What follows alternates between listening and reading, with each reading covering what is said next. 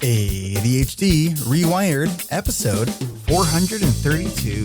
This is the podcast for those of us with really good intentions and a slightly wandering attention. I'm Eric Tivers. I'm a licensed clinical social worker by training and a coach by design. I'm your host, and I have ADHD. ADHD reWired is more than just a podcast. We are a community. We are wired for connection, and you are not alone. Go to adhddiversified.ca to learn how you can join us in our free and secret Facebook group. Get additional resources for every episode, including links to any resources we mention on today's show. You can support us on Patreon, sign up for our email newsletter. You can request podcast postcards to distribute to your clients and support groups. Learn all about our award-winning coaching and accountability groups. You can co-work with us in our Adult Study Hall virtual membership community. You can do all of these things by going to our website at adhddiversified.ca. We know that starting is the hardest part, so let's get started.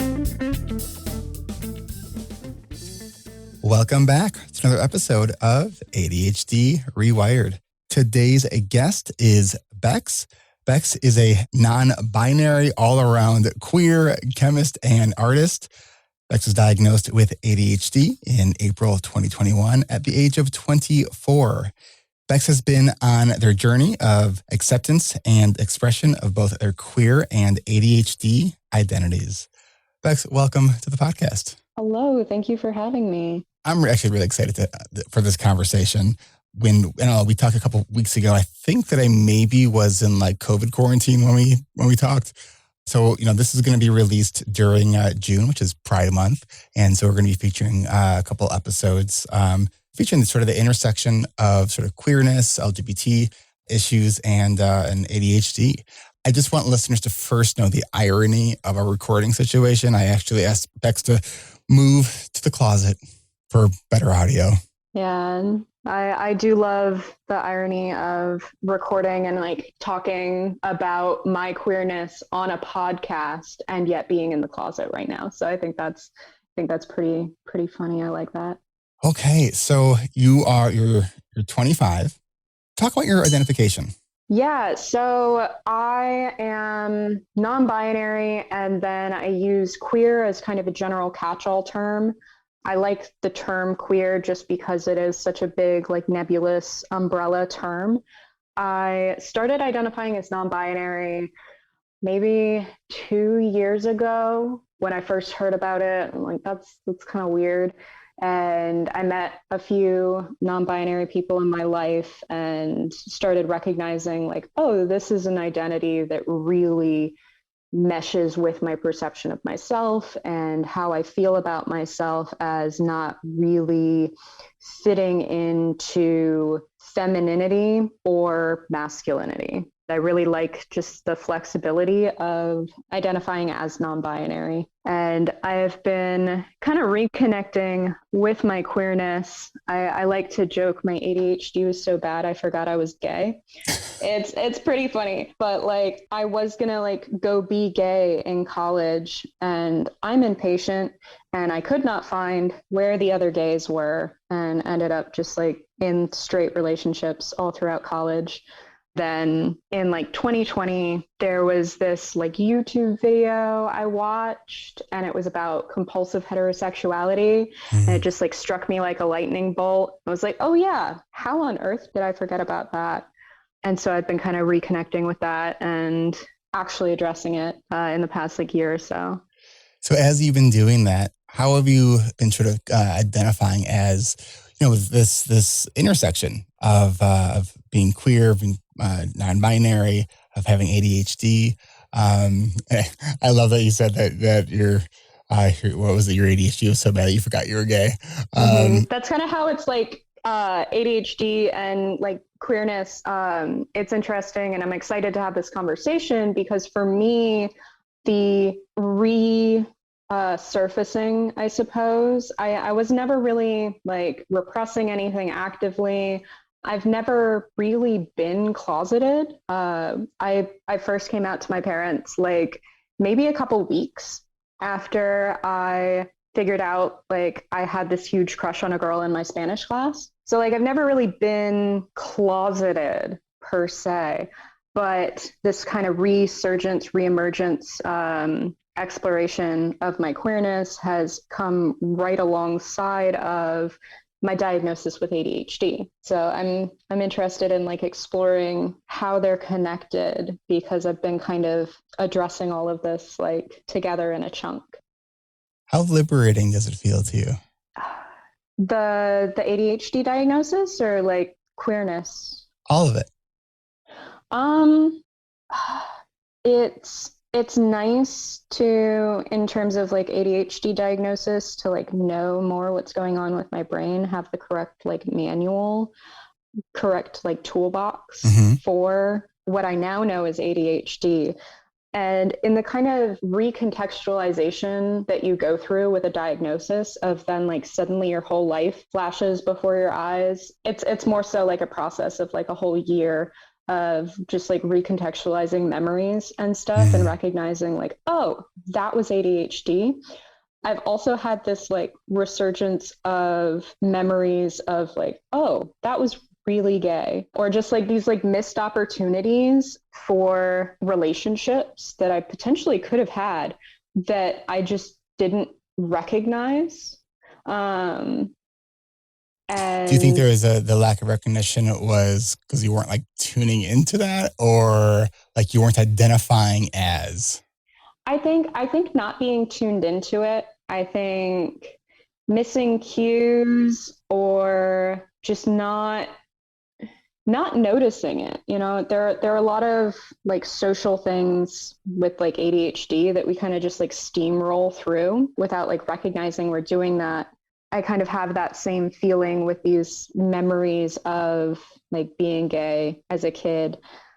There's also like weird compulsive heterosexuality and other stuff mixed in with it. So I remember it was the same year of Girl Scout camp over the summer.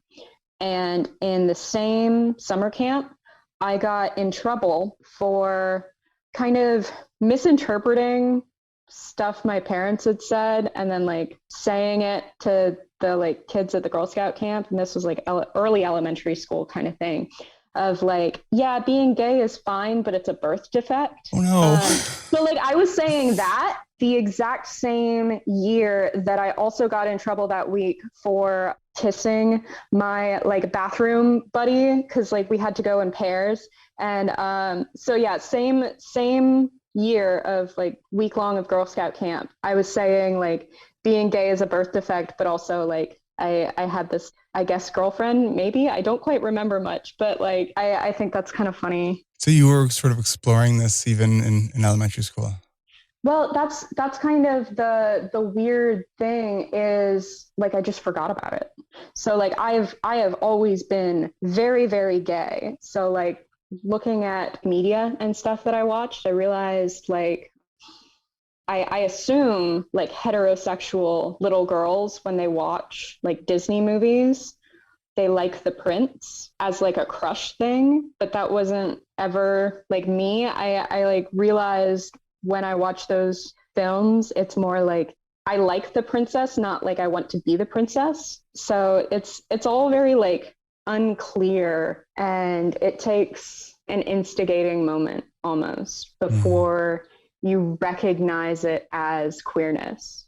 You know, it's so interesting so I am a relatively recently out bisexual man, and it really wasn't until I guess sort of recently that I'm even like exploring the queer label. And like the more I sort of think about that, the more I just like it feels, I don't know if this makes sense, but it almost feels like this like hug, like this blanket of like, yes, like I could express however I'm feeling in that moment, right? Versus this like sort of binary thinking about like the term like pansexuality, right? Like it may more accurately describe, you know, my own identification, but I don't identify with that word. And maybe that's just like, I don't know. I have been a closeted bisexual person for most of my life. And so like I've had that sort of term in my mind, but I just think that like the idea of there is lots of ways of being. And I think it's, part of why I've personally been making this decision to come out more for myself is like, I know how important it is to have models that like, oh, like that, I feel that same way, or like, oh, that person does that same thing. Like there's a comfort and a recognition of when you feel like you're not alone.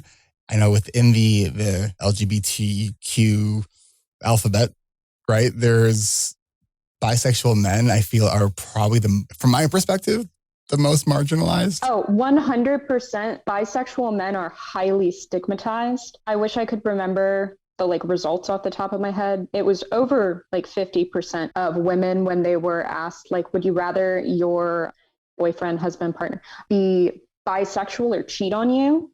The overwhelming majority of women would rather their husbands cheat on them than be bisexual. Wow. Bisexual men are very, very stigmatized. And a lot of the time they'll be like, oh, it's just your stepping stone sexuality. And that's something that gets used to really discredit it. You either get told that it's a stepping stone or you're just slutty. Those are the two overwhelming stereotypes for bisexuality. And I'm curious if that's why more and more people have migrated over to using the term pansexual, because prior to discussions on gender being separated from sex, bisexual meant the same thing that pansexual means today. Yeah. But I think a lot of the stigma around bisexuality doesn't quite, I haven't seen that stigma carry over anywhere near as much to people who self-identify as pansexual.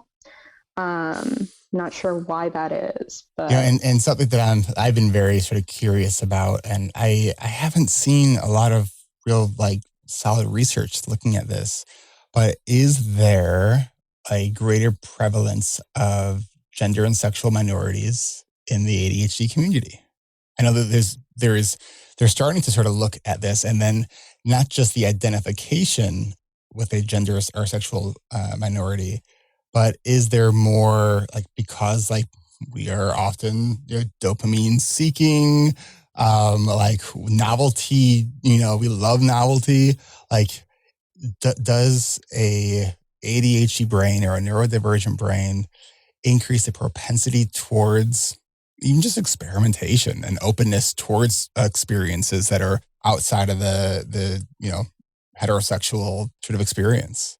I think there definitely is something to that. I think there's a lot that can be said about the divergent thinking and the impulsivity leading us to, be more curious about something, being more likely to act on that. The propensity to kind of hyperfixate on something and to then kind of run with that. I think that it makes it harder to repress, honestly. If you're ADHD, once you have that thought is there. I also think polyamory is, through the people I've met in the ADHD community, a lot of them have been either interested in or actively practicing polyamory. And I think there's definitely a connection there. Poly is kind of a little bit disputed, I think, whether or not it's in the LGBT umbrella. I think it's kind of how asexuality is included in LGBT, where it's not straight cis monogamy. And so I think that's justification for saying that polyamory, asexuality are in the LGBT umbrella. But there's a lot of new experiences, and there's this term new relationship energy. I love new relationship energy. And I think for the ADHD brain, it is just one of the greatest things. Absolutely. And, I find that when I make a new connection with somebody, a lot of things change in my life in terms of what music am I listening to now? What stuff am I learning about? What activities am I doing? And having a new relationship with a person sparks a lot of novelty in a lot of different areas. So I think ADHD brains are kind of more suited towards that, I think, or more attracted to that kind of relationship style. Yeah, and I, and again, like I haven't seen what the research says on this. I don't know how much research there actually is on this. So, I part of just for the clarity of this conversation, we're just talking about our own sort of experiences and speculations, right? Because I think it's really important that when we are talking about stuff like this, that we are clear as to sort of what we know and what our own experiences are versus what has the research shown to be. So what I want to do is take a really quick break. And when we come back, I want to continue to explore the different sort of relationship dynamics and how ADHD and non-monogamy kind of intersect. So we will be right back. Support for ADHD Rewired comes from ADHD Rewired's coaching and accountability groups. Learn more at coachingrewired.com.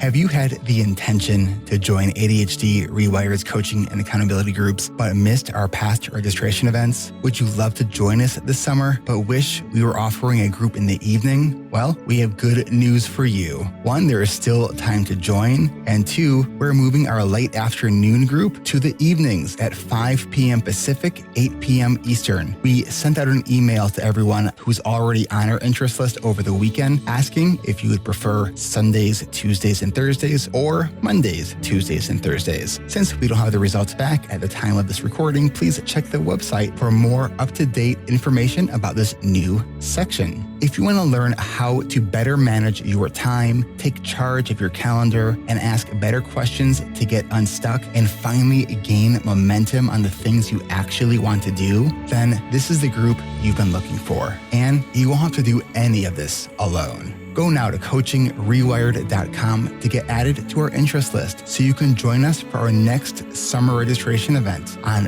Thursday, June 9th at 9 a.m. Pacific, 12 Eastern. And then the next one is on June 16th at 1 p.m. Pacific, 4 Eastern. There is nothing more impactful than growing with a community who understands you. Just ask ADHD Rewired coaches Kat Hoyer and Kristen Martz, who were also once members of our coaching groups. Every season, we see the growth of our members overcome their hurdles and work together to begin living the lives they want to live. And we'd love to have you too. Don't wait. Get your name on our interest list now by going to coachingrewired.com to get signed up for our next registration events on Thursday, June 9th at 9 a.m. Pacific, 12 Eastern, or Thursday, June 16th at 1 p.m. Pacific, 4 Eastern. Get in before our final registration events on June 23rd because our prices are going up.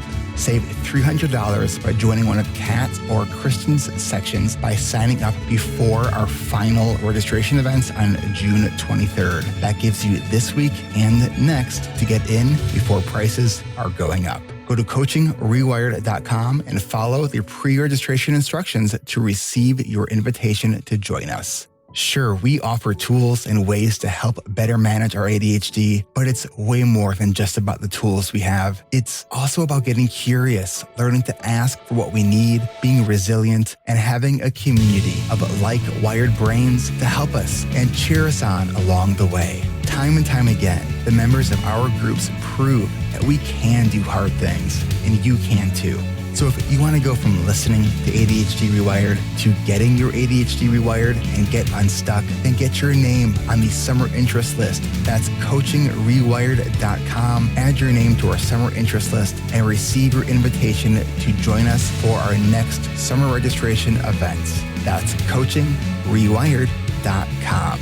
We can't wait to meet you.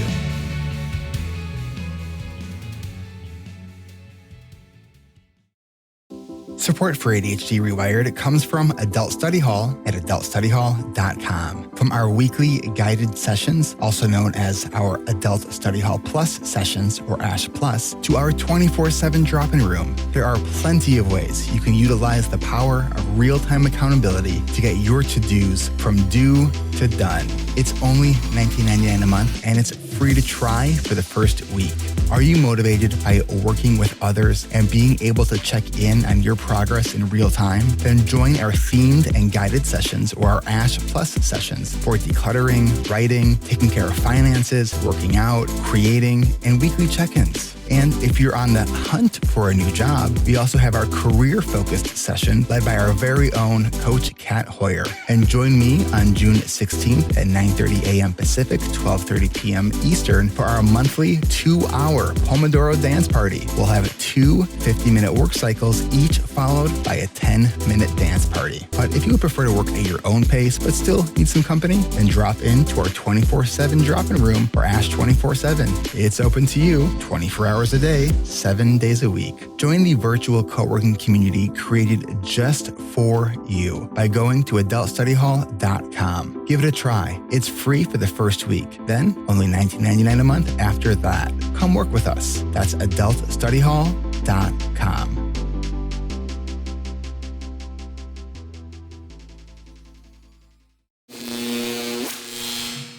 All right, we are back. All right, Bex. So now you're in a relationship, right? Yes, I am. I had this kind of oh shit moment. We'll say. Oh, can I say that on the podcast? Absolutely. Okay, cool. I'm sure I'll get like one email from someone that will say, the swearing is unnecessary, because I occasionally get that. But I find that this is an adult podcast, and in conversations I've had with many guests, they find it harder to actually be themselves if they're like hyper focused on not swearing. That makes sense. So, go for it. Awesome. Yeah. So I had this oh shit moment because I'm in a very wonderful, loving relationship with a cis man. And like I said earlier, I remembered I was gay. And so that was a little problematic, but we've been kind of trying to figure that out. Very new to like the kind of open relationship polyamorous thing. But I feel like I've always been like oriented towards polyamory. Like I can remember and look back on relationships I had in like high school where I was always very frustrated because I wanted to be in a relationship with like whoever I was dating at the time. Really appreciated my time with them, very much in love with some of them, but like frustrated that I couldn't also like go make out with somebody else and have that be like fine. I have like a very the term is like zero sum game, where like some people, their attraction, like they've got a set amount that can be allocated towards people, and I feel like I'm very much like interest in another person doesn't take away. It's just interest in another person. And I wonder how much of that is ADHD, because like we tend to be so in the moment.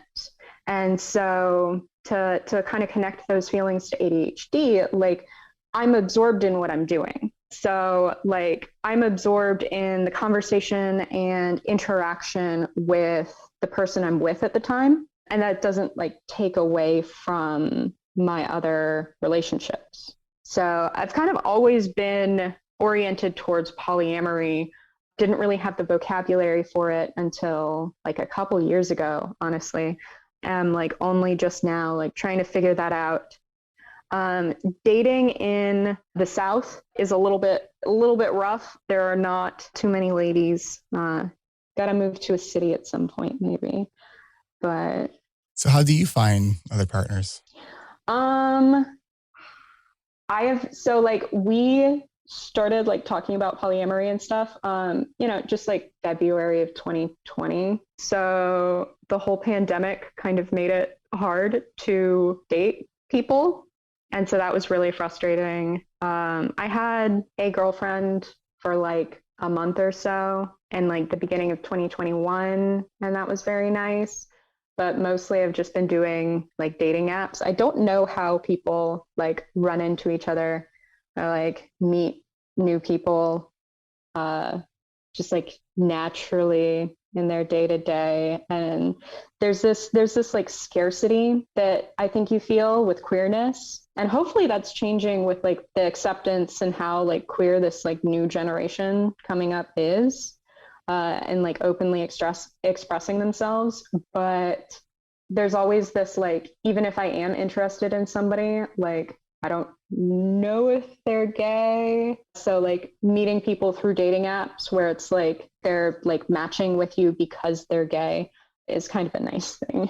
So what do you call it? Your primary relationship or your nesting partner? What I know there's a term for that. Yeah, a term I like a lot is nesting partner. I think it's really cute. And it also indicates a greater level of like long-term commitment to like one specific partner. Also, if you're polyamorous, like you're not going to be living with your entire, the term is polycule, which is kind of like the network of people dating each other. So like you're not going to live with your whole polycule. What do you spell that? Do you know how, like poly, like C-U-L? What is that? That's actually a new term for me.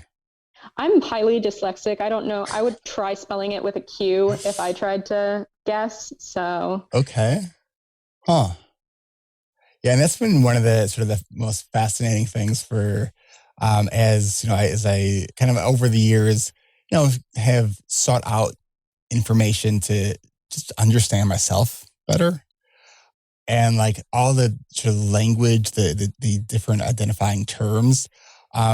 As someone who has a hard time remembering names, I find it hard, right? Like when I first heard the term GSM, gender and sexual minorities, I'm like, could we start adopting that instead of all the letters? And I don't know how other people feel about that, but it just seems so much simpler and inclusive. Yeah. What do you think about that? I don't know.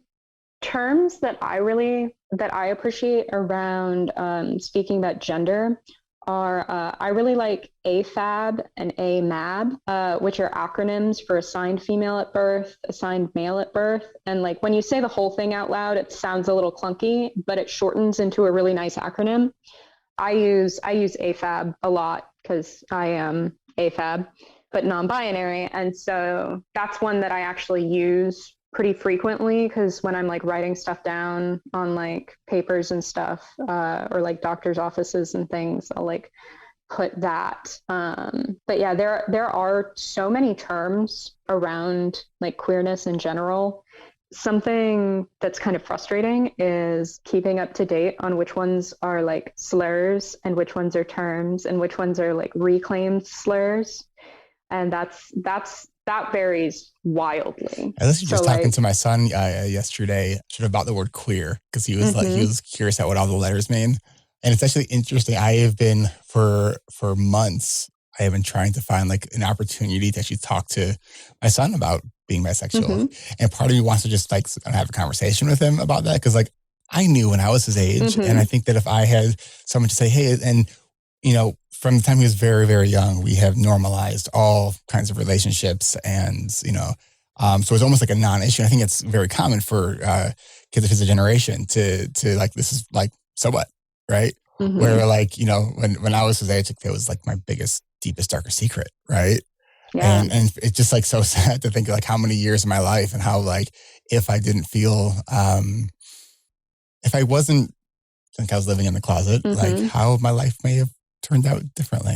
Yeah. And I think you were mentioning like role models and like seeing people and like how important it is to be like openly queer.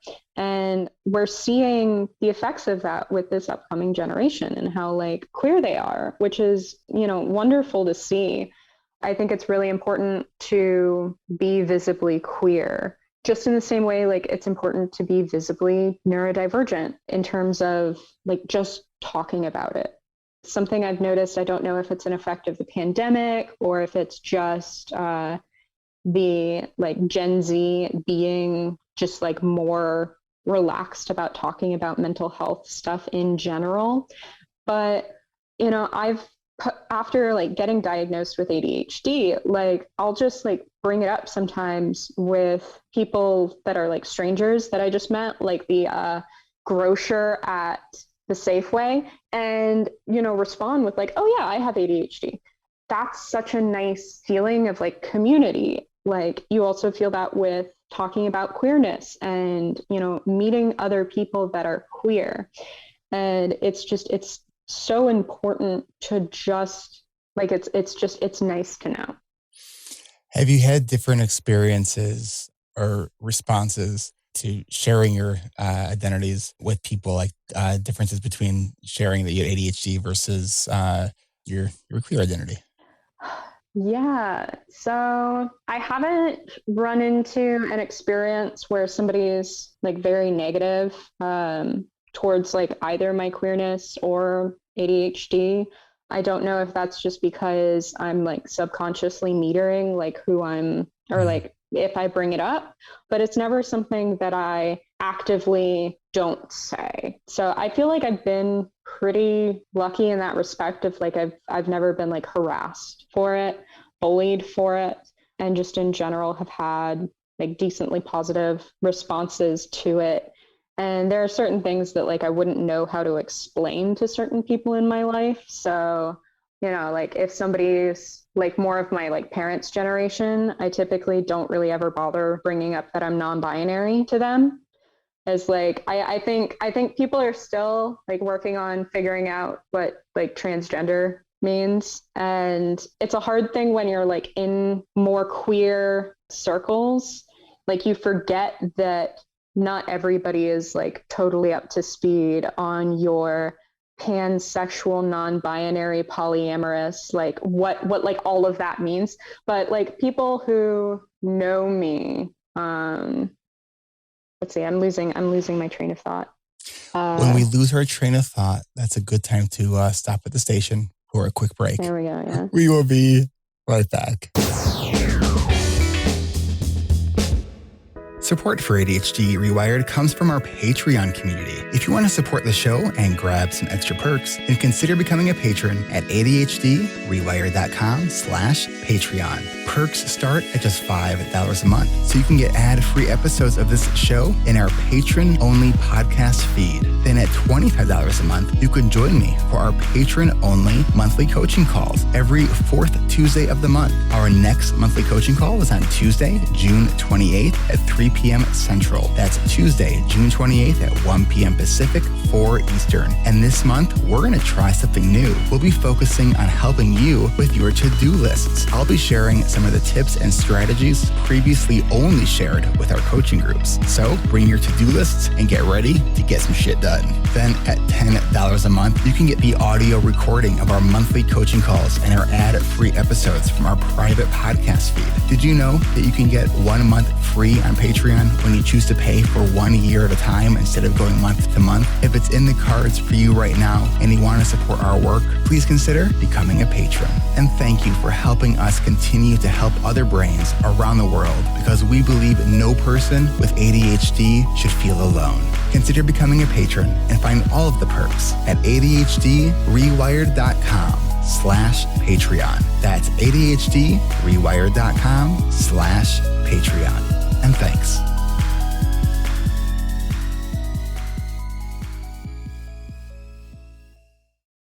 If you enjoyed this podcast and want to stay up to date with our show notes and weekly episodes, then subscribe to ADHD Rewired by going to adhdrewired.com/podcast or hitting the subscribe or follow button in your favorite podcast player. And if you love the show, don't forget to leave a rating and review on Apple Podcasts or your favorite podcast player if that app accepts reviews. Then be sure to check out all of our other shows on the ADHD Rewired Podcast Network by going to adhdrewired.com/podcast network. We have ADHD Essentials with Brendan Mahan, Hacking Your ADHD with Will Curb, and ADHD Diversified with MJ Siemens. You can also join me and the rest of the ADHD Rewired team for our monthly live Q&A every second Tuesday of the month. Our next live Q&A is next week on Tuesday, June 14th at 10:30 a.m. Pacific, 1:30 p.m. Eastern. We do stream our live Q&As on Facebook, but if you want to interact with us and have a chance to ask your questions live, the best way to join us is on Zoom by going to adhdrewired.com/events to register.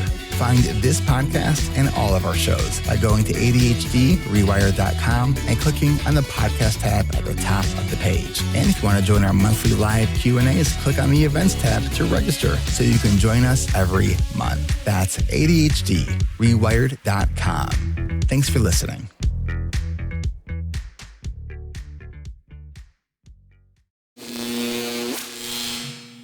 All right, we are back.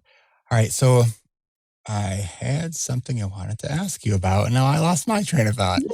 Oh, yeah. when we first talked, one of the things that you had said is just your feeling of feeling male, feeling female can kind of vary, just depending on the day.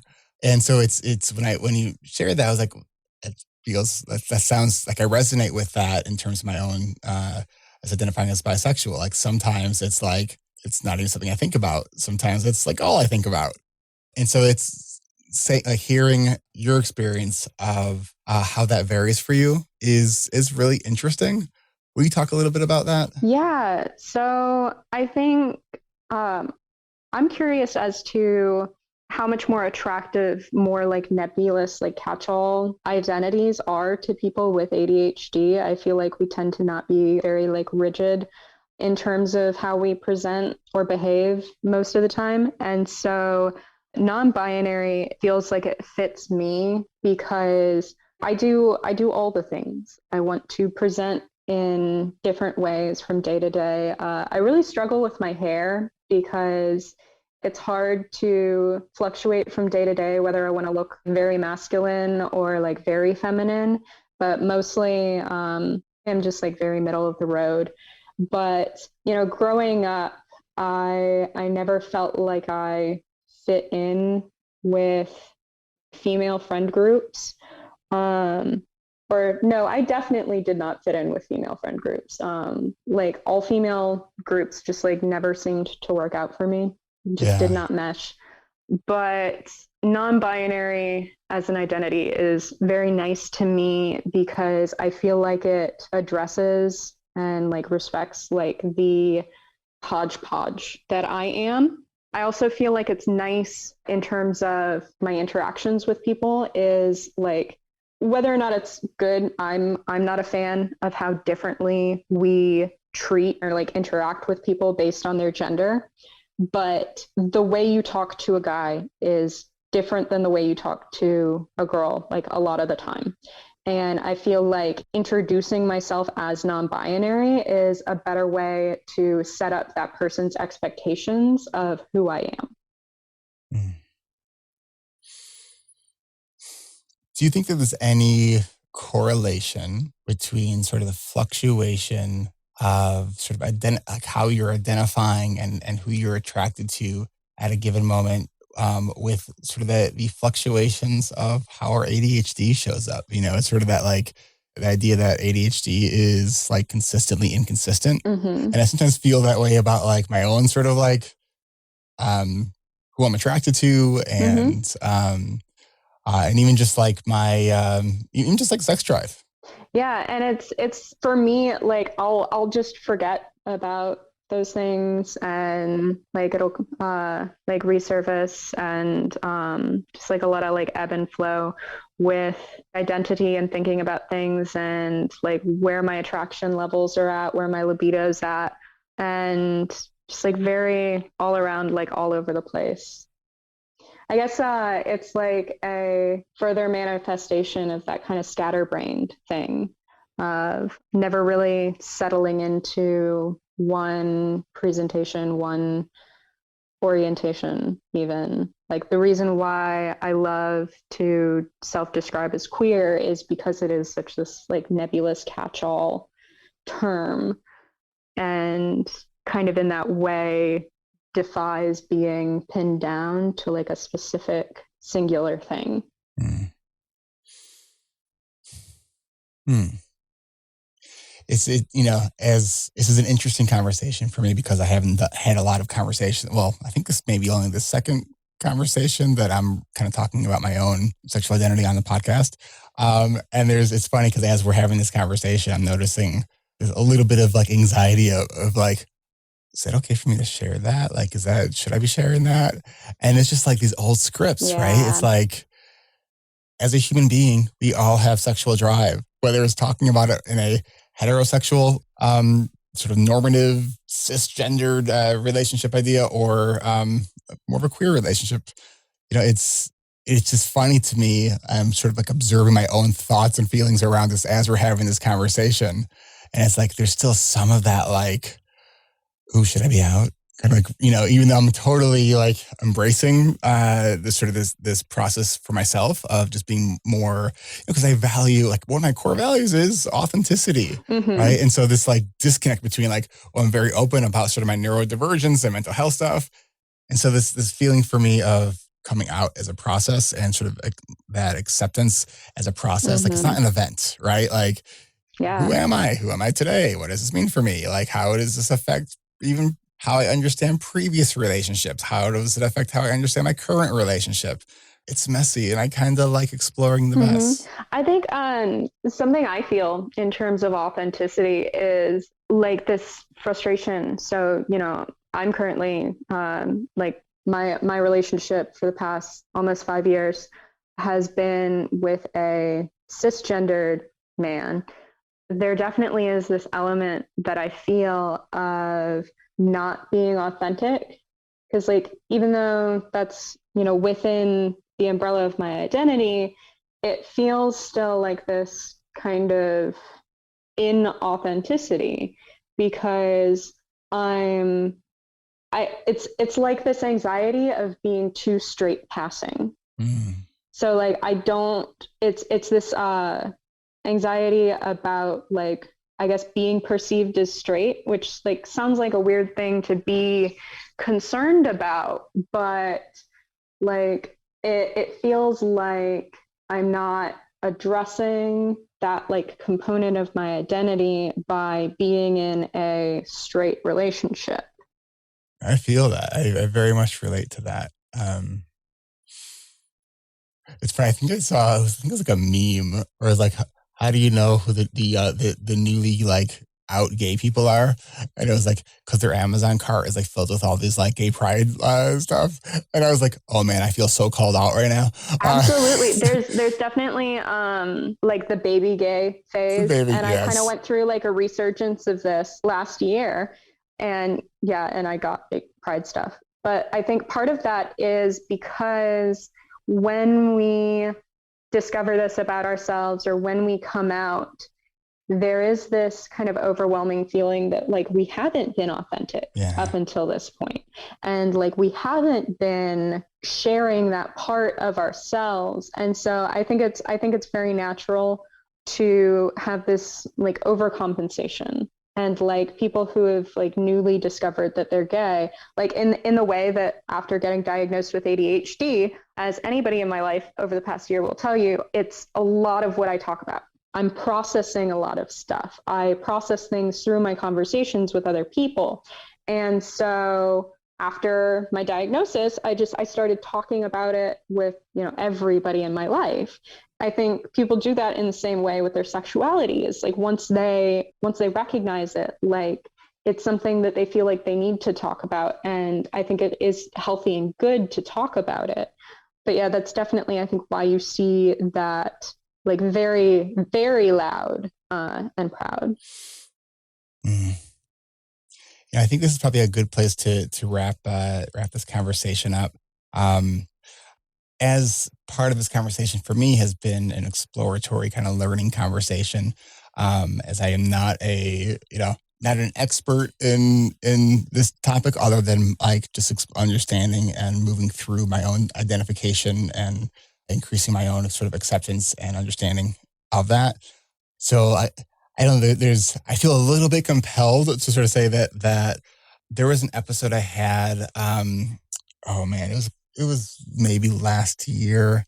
It was the topic with the intersectionality between of being Black and ADHD. And I sort of approached the conversation in a very similar way of like, I'm learning, right? And this is someone who like was willing to sort of have this conversation with me. And I did get a couple emails from people who said, like, you shouldn't learn on your podcast, like learn your stuff before you have these conversations. I don't know. I feel so compelled to sort of preemptively push back against that, because I think it takes a lot of courage to be able to say like, I don't know, and I might be getting some of this wrong. So like, if there's something that struck you in a way, I don't know whether it rubbed you the wrong way or maybe want to share your thoughts with me, I really just want to encourage you to, one, be kind when you communicate, because we are all here doing our best, and we're just trying to expand this conversation and be open about it.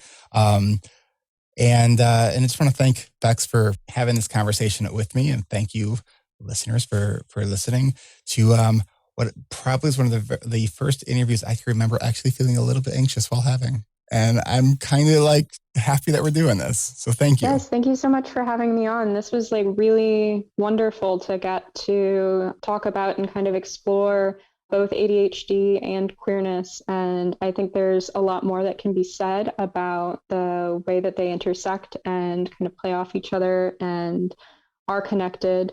And I'm glad that we got to kind of start the ball rolling and maybe spark a lot of ideas in people who are listening to it. Yeah. And as your shirt says with Bob Ross on it, says there's no mistakes. What does the bottom say? Only happy accidents? Just happy accidents. Yes, I have a mug that's something similar. I love that. So I don't know what this conversation will spark in people listening, but I hope it's a helpful one. Bex, is there anything else you want to share before we wrap this up? Let's see. Oh, I think we forgot to talk about autism in terms of how people relate to their gender. Just like there's a lot that can be said about, the social customs and norms and like weird ways we interact with each other that are gendered. If social stuff in general doesn't already make sense to you, like it seems weird why you have to talk to people differently based on their gender, or like do things based on your gender, be excluded from things. So yeah, that's a whole other conversation in itself. But I think we covered a good amount of stuff.